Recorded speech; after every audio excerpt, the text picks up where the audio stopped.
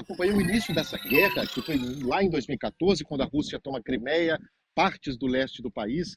É minha quinta vez aqui à Ucrânia, a terceira nesse momento da invasão em larga escala, que eu também acompanhei ali no seu início aqui de Kiev. E essa entrevista a gente vinha pressionando já há algumas semanas para que ela pudesse acontecer.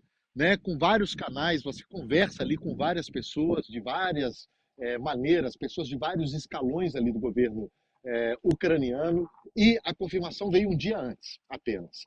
E tem umas questões de segurança aqui, algumas sobre as quais eu não posso falar nesse momento, talvez fale no futuro próximo, mas eu posso adiantar algumas coisas de que, por exemplo, a gente teve que chegar ao prédio do governo onde funciona o escritório do Zelensky 4 horas antes, um esquema de segurança muito detalhista. A gente passa por 4 barreiras de segurança, fora e dentro do prédio. Para vocês terem uma ideia, eu não pude entrar com caneta, inclusive, nem caneta, nem celular, nada que pudesse emitir sinais para outros lugares. Os corredores do prédio, né, não é um palácio presidencial, é um prédio, são corredores escuros, as janelas são mantidas fechadas, para que não haja a possibilidade de quem está fora veja a movimentação lá dentro. É um dos lugares, obviamente, mais visados do planeta hoje. E a gente teve essa conversa com ele, foi uma conversa de 58 minutos. Ali a gente adotou a estratégia de começar, uma estratégia de jornalista, né, como vocês sabem, de começar um pouco com assuntos com os quais ele se sente mais confortável. E foi esse o tema de uma das minhas perguntas, eu não sei se está aí no ponto, que foi a questão de Estados Unidos e Europa ter 2 pesos e 2 medidas ali com a Ucrânia e com Israel. Se tiver no ponto, eu não sei se está, Liz. Se não tiver, a gente já passa para a próxima, mas se tiver no ponto, eu acho que a gente pode ver. Tá sim no ponto, Sérgio, mas só antes da gente chamar também a Sonora, eu só queria te perguntar, porque no ano passado você foi no mesmo lugar, né?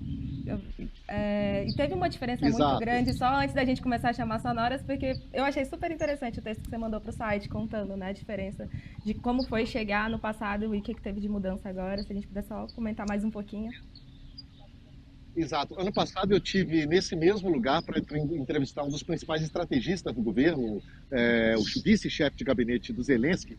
Tudo isso faz parte de uma caminhada para chegar até o presidente, aliás, todas essas conversas. E sim, eu passei por esse mesmo esquema de segurança, mas nada que se compare, obviamente, ao esquema que acontece quando você vai conversar com o presidente. Né? Naquele momento, havia um clima talvez um pouco mais de otimismo aqui na Ucrânia. Muitas pessoas acreditavam em uma contraofensiva hollywoodiana, né, que fosse retomar todos os territórios ocupados pela Rússia. O que acabou não acontecendo, inclusive hoje a situação do país é bastante difícil, já há um clima de pessimismo aqui. O próprio Zelensky admitiu isso, que as pessoas estão cansadas. Né? E foi mais ou menos nesse sentido a pergunta que eu fiz para ele. Beleza, já me avisaram aqui que a Sonora está pronta, a gente já pode passar. В чому головне питання подвійних стандартів? А в тому, що політика в цілому – це подвійні стандарти. І так воно, на жаль, виявляється. І тому в питанні захисту України більше політики, а в питанні захисту Ізраїлю, який ми побачили там, була прагматика. Ми завжди виступали за те, щоб наші партнери і союзники були партнерами і союзниками.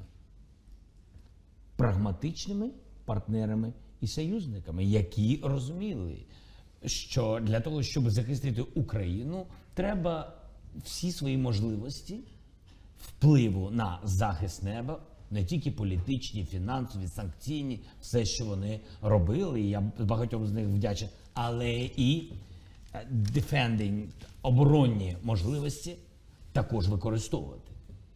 І це для нас дуже важливо. І тому ось вам, будь ласка, коли ми казали з першого дня війни закрийте небо, захистіть, будь ласка, Україну, нам казали, ми можемо зробити ось так, а інакше ми будемо втягнути в війну з Російською Федерацією, тому що ви не є країною НАТО, а ми є країни НАТО. Você vê ali, né? Ele se coloca ali como um membro da OTAN, praticamente, né? Uhum. Pois é. Ô, Sérgio, quando Sérgio, uma você percebeu... curiosidade que eu tive. Outra, Pode falar, Marcelo. Patrícia, desculpe. Com Quero delay saber a da gente sua sempre curiosidade. tem, né? Depois eu emendo. Quero saber da sua Tá curiosidade. bom, Sérgio. Eu fiquei curioso para saber, você que ficou ali com o Zelensky quase uma hora, bem diferente de uma entrevista coletiva, né? Você estava num contexto muito mais pessoal, próximo dele ali. O que você achou da figura pessoal do Zelensky? Ele está abatido ou ele está com um ânimo bom? Porque já é bastante tempo de guerra lá e ele numa situação muito difícil, que muitas vezes ele não tem nem janelas ali, fica completamente fechado no cubículo. Você acha que ele tem fôlego para continuar liderando a Ucrânia por muito tempo? O que você sentiu em relação a isso? Marcelo, eu acho que o futuro pessoal dele depende muito do futuro dessa guerra, né? Ele sabe que ele é um alvo russo, né? Ele poderia ter sido assassinado no início dessa guerra, né? Eu vivi aqui os primeiros dias, havia comprovadamente sabotadores, né? O que eles chamam de sabotadores ou agentes russos em todos os lugares. E hoje ele está com a cara boa, ainda com muita energia, mas visivelmente mais envelhecido, né? A gente está falando aí de 2019, quando ele tomou posse, maio de 2019, são aí 5 anos praticamente, e ele sentiu. Eu acho e é de se compreender que ele esteja um pouco mais cansado, um pouco mais envelhecido, mas também ouço aqui, Marcelo, Patrícia e Elis, que ele também tem cometido mais erros. Essa questão, por exemplo, que ele falou do presidente Lula, de que seria um erro, um equívoco o presidente se encontrar com o Putin, talvez tenha sido aí um degrau a mais do que disseram assessores dele para nós mesmos aqui nos últimos dias, de que a Ucrânia queria se reaproximar um pouco do Brasil, de que tinha errado o tom. Aí vem o presidente Zelensky e volta com esse tom de confronto. Aliás, Alice, quando ele fala do presidente Lula pessoalmente, a gente nota claramente as diferenças, né? São duas figuras ali, a gente vê como a coisa pessoal ela pode interferir ali na geopolítica de alguma maneira, né? Que a geopolítica nem sempre é só pragmatismo, mas nesse caso ela pode ser também muito pessoal, né? Assim, eu noto isso tanto do lado dele quanto do lado do presidente Lula nas viagens que eu cubro do presidente, quando ele se refere a esse assunto Ucrânia, a figura do presidente Zelensky causa certo incômodo, isso não é segredo para ninguém. Portanto, são duas figuras aí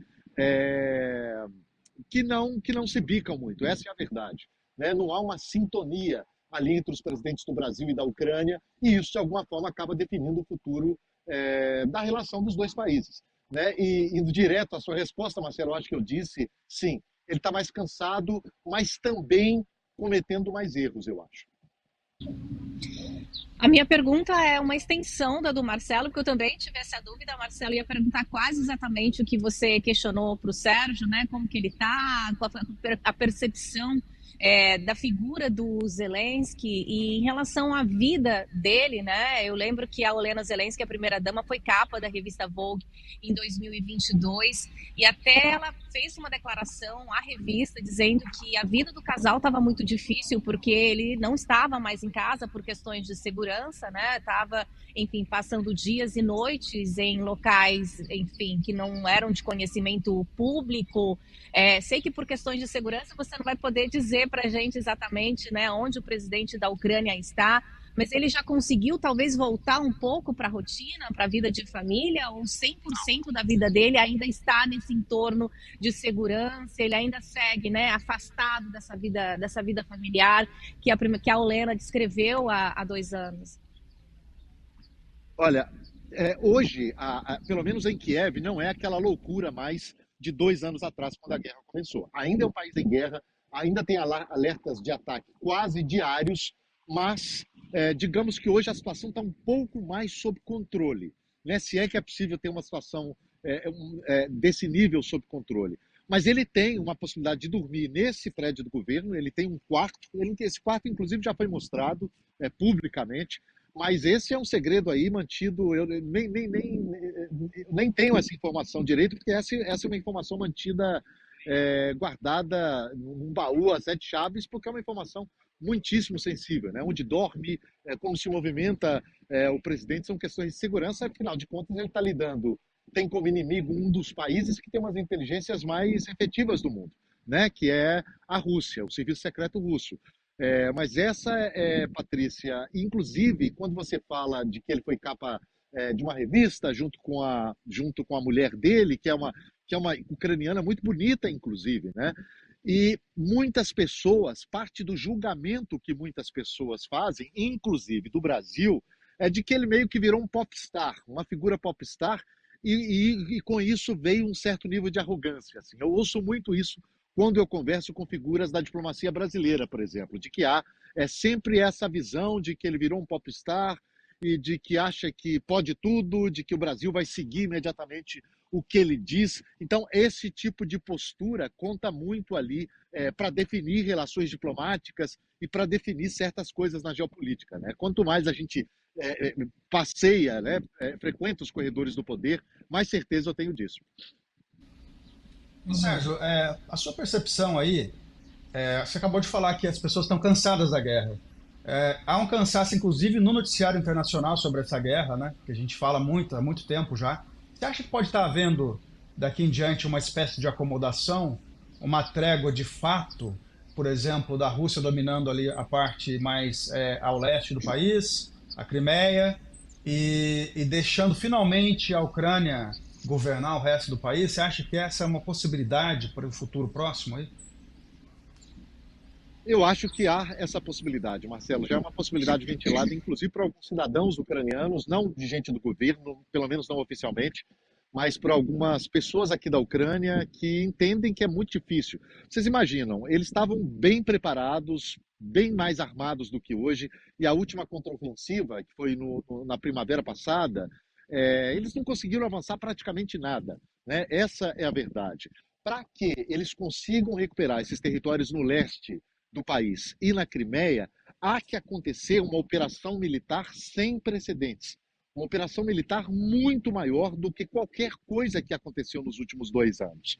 Né? Hoje eles não têm armamentos para isso. Eles só conseguiriam fazer isso, eu me arrisco a dizer, se houvesse uma intervenção direta dos Estados Unidos e de países europeus, o que provavelmente não vai acontecer, apesar das sugestões do presidente Zelensky de que tropas poderiam ser enviadas, tropas da OTAN poderiam ser enviadas para a Ucrânia, aqui para a Ucrânia, numa possibilidade. Né? Ontem, inclusive, Marcelo, ele colocou 2 assuntos que eu acho mais sobre a guerra, que eu achei mais interessante. Quando eu perguntei para ele sobre Israel, ele disse o seguinte: olha, aviões da OTAN, que eu coloquei para ele, olha, aviões dos Estados Unidos, França, Reino Unido, foram usados com seus pilotos, seus soldados, para abater a ameaça iraniana a Israel, abater os mísseis. Ele disse, olha, isso pode acontecer aqui também. Eles podem usar o espaço aéreo da União Europeia, da OTAN, para abater de lá os mísseis que a Rússia lança de seu território e interceptar em cima do nosso território. Ele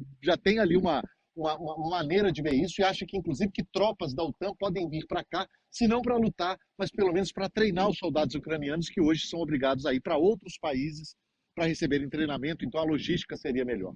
Mas essa é a situação hoje, Marcelo. Acho muito difícil, a não ser que haja uma super escalada militar em algum dos lados, de que essa guerra saia do que está hoje. Né? Porque a Rússia também vai ter dificuldades mais de avançar mais para o oeste. Ela pode conseguir fazer estragos ali com mísseis e com drones, mas avançar territorialmente vai ser difícil. E o contrário é mais verdadeiro ainda. A Ucrânia dificilmente vai conseguir retomar parte daqueles territórios se não houver uma ação militar aí sem precedentes. Ô, Sérgio, aqui no chat tem vários comentários falando em geral, perguntando do Brasil, a questão do Lula. Isso também foi um ponto abordado na entrevista, né? Que o Zelensky chegou a colocar. Pode ver isso, né? Isso, nessa próxima sonora, que falou de ser um grande erro, né? Um possível encontro entre o Lula e o Putin. A gente puder ver esse trechinho?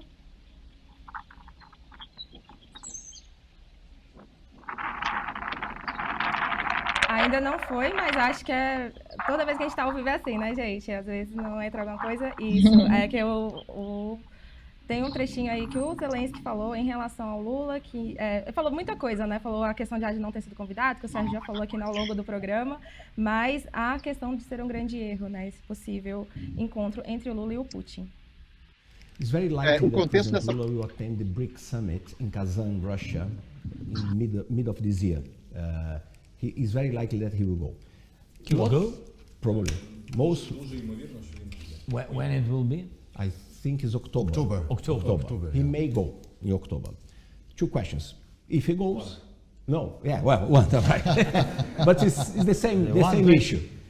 If he Will go. he's going to meet President Putin for the first time, does it change anything in the relation? And given that he's so close, would you invite him to take the chance and stop in Ukraine before going there? He's going to be in the neighborhood, let's say.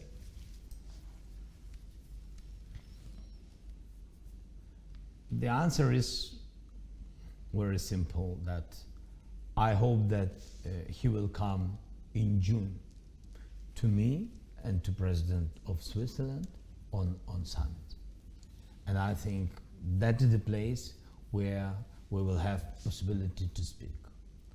That is the first. The second, it's his decision to go to Putin or not, but I think this is a big mistake, because we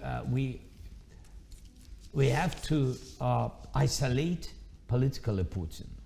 He has to feel that he did historical mistakes, attacking Ukraine and coming to us with a war.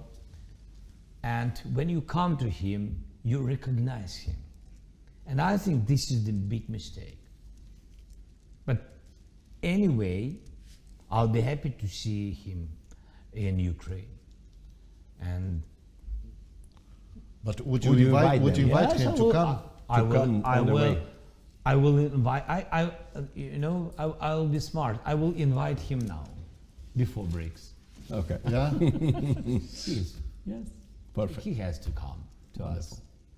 First to us. He's very welcome to Ukraine, and then maybe he will go somewhere else. Algum Vocês veem aí outro que ele lugar, se né, recusou a falar o Sérgio? nome da Rússia, né? Exatamente. Ele Exato. se recusou a falar o nome da Rússia. Ele se no final, recusou a falar o vai nome para da algum outro Rússia. lugar.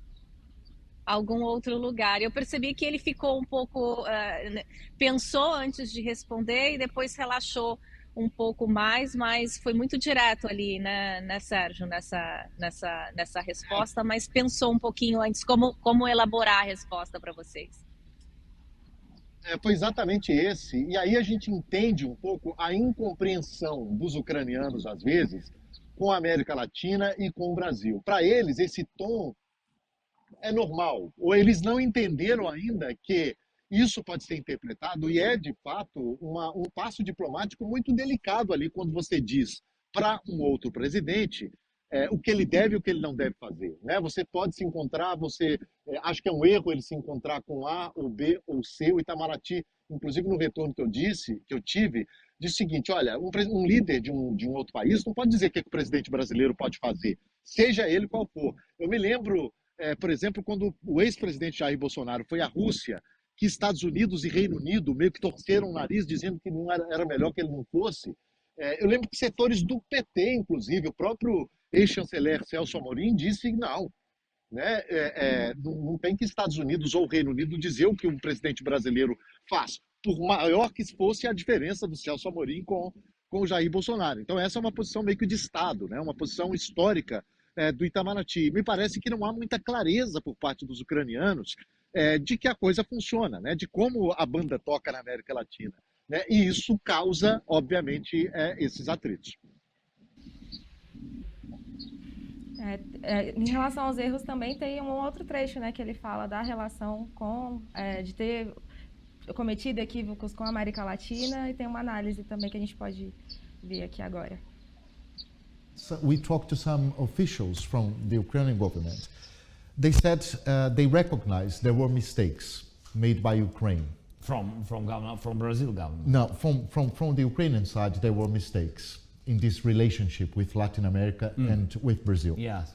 And I believe you think that Brazil made mistakes as well. So I would like to what are the mistakes that Ukraine has made? What has to change? And in Brazil's side, what has to change? Щоб зробити більш потужними наші відносини, ми всі повинні визнавати, що у нас були помилки.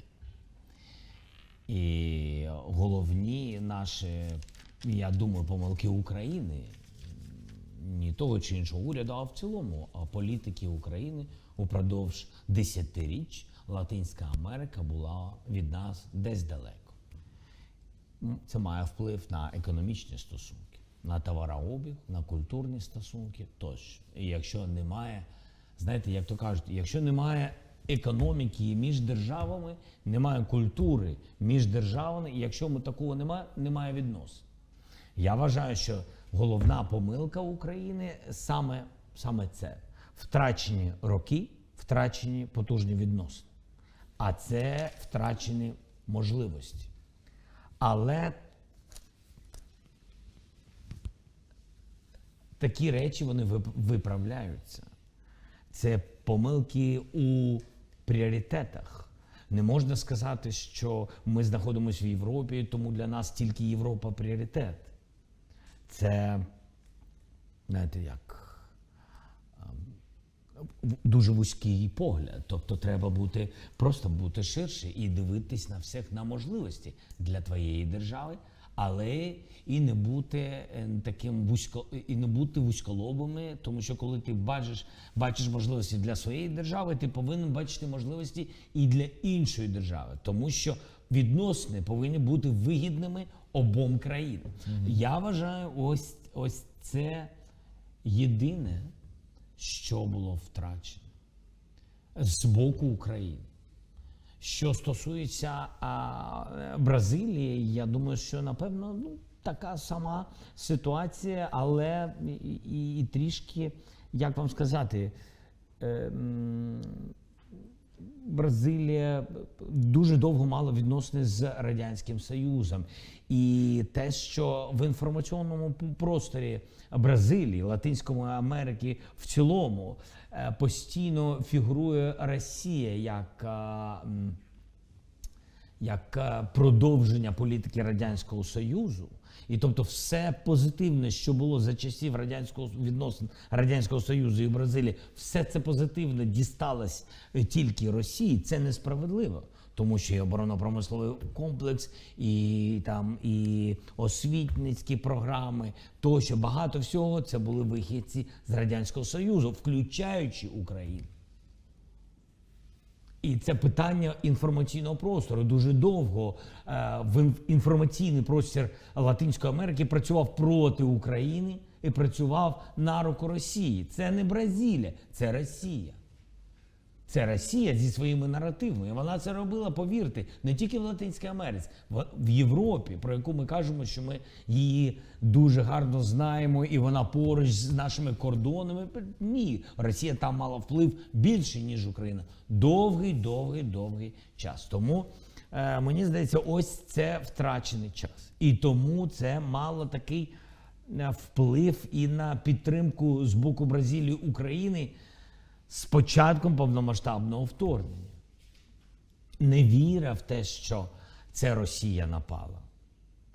І невіра, вона завжди йде з інформаційного простору, вона спускається до суспільства, суспільство обговорює, довіряючи своїм і політичним лідерам, і інформаційній мережі. І тому це наш мінус. Ми не мали можливості донести свою правду.